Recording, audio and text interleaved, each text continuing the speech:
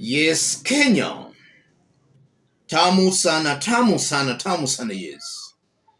In this video, I want to highlight on some observations I've so far made from today's Azimio's mass action. But even before we dig deep into that, let me say this. In terms of live coverage, NTV and K24 are doing an excellent job in letting Kenyans know what is happening real time across the country. Congrats to NTV and K24, at least from what personally I've observed so far. I don't know whether things will change. The first observation, today's mass action is more successful than all the mass actions that have so far been done. We are seeing that this is something that is happening across the country, even in some areas that were never expected to demonstrate. I've seen demonstrations and protests in Nyeri, in Nakuru, and in other Mount Kenya counties, and even in some places in the Kalenjin counties. I've been sent some footages of Kenyans demonstrating in those areas. So the whole country is literally burning. All major roads have been closed. Kenyans are protesting. It's much more successful. Raila Odinga and his team have not even started actually meeting the people. But already, the demonstrations are already successful. Kenyans themselves are on the streets. The second observation, Kisii once more is coming out as the epicenter, or rather one of the epicenters of the demonstrations. It's a fact that some rogue elements have hijacked the police force. We are seeing very many rogue police officers who are injuring and even killing innocent demonstrators. That's something we have been seeing from the past demonstrations.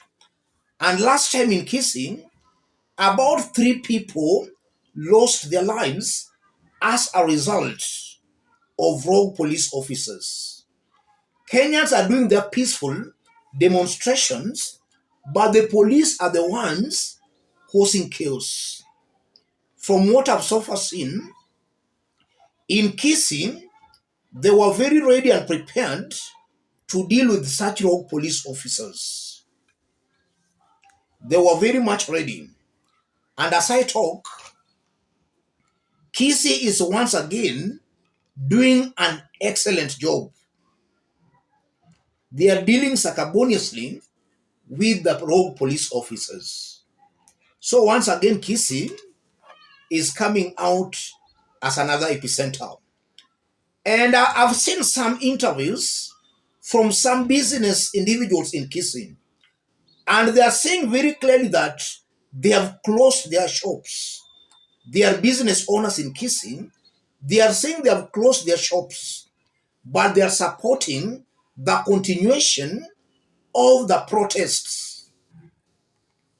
They are saying that's the only way William Ruto will listen to their cries, or rather to their plea.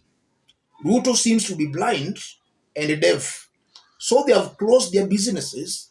They are participating in the demonstrations. And they are saying the demonstrations should continue. That's in Kisii.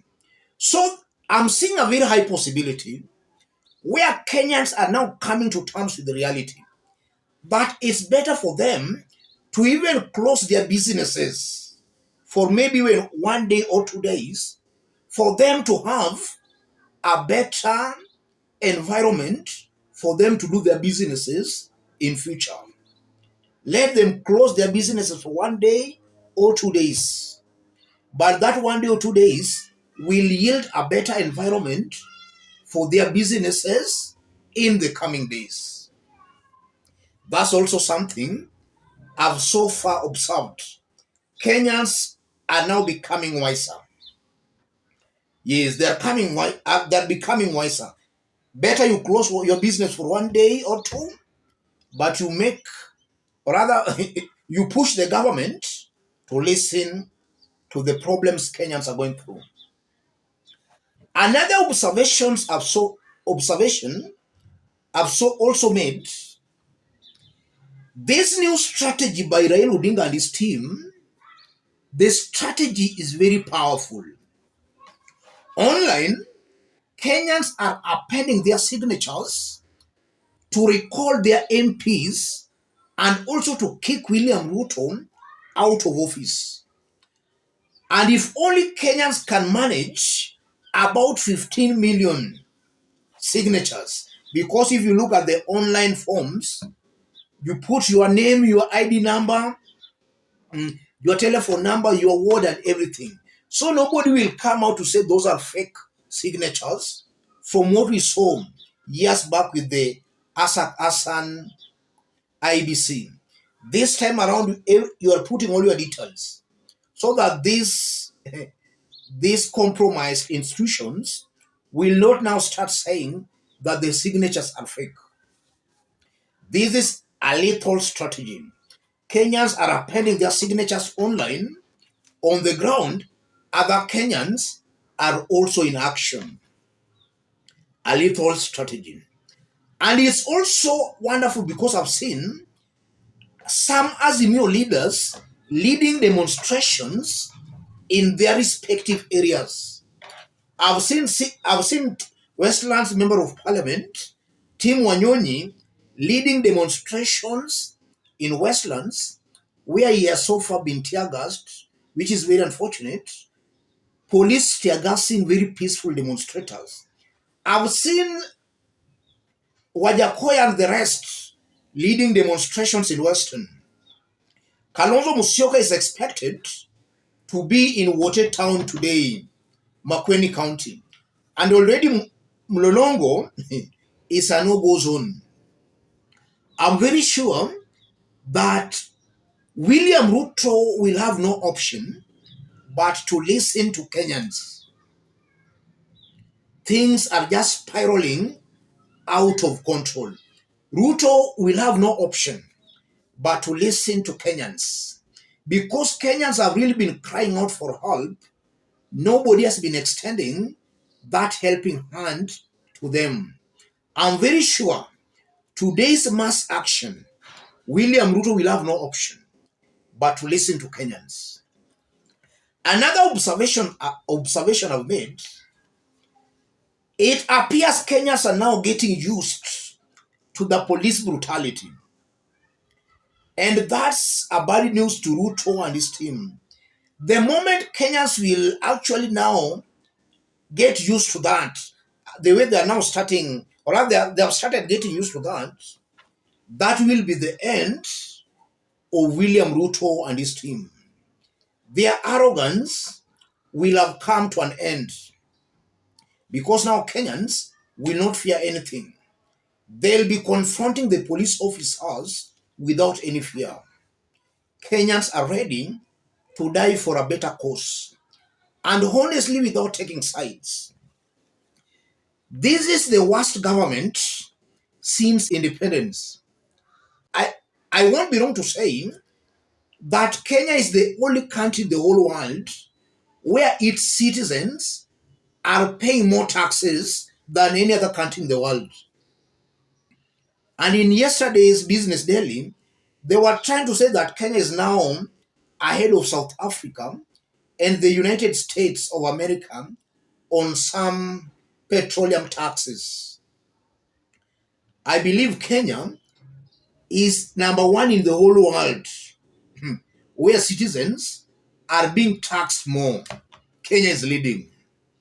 This, this has to be stopped.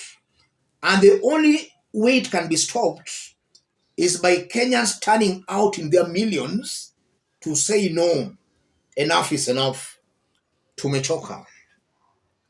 Let me stop it at that. We are still following on some interesting developments. Raila is just about, maybe according to the information we have, in the coming maybe minutes or hours, he'll be hitting the ground running. Let me stop it there for now. Make sure you subscribe. Make sure you give this video a like. And if you want to support the channel, I've pinned my number on the comment section. Contact me through that number. Thank you. God bless you. God bless Kenya.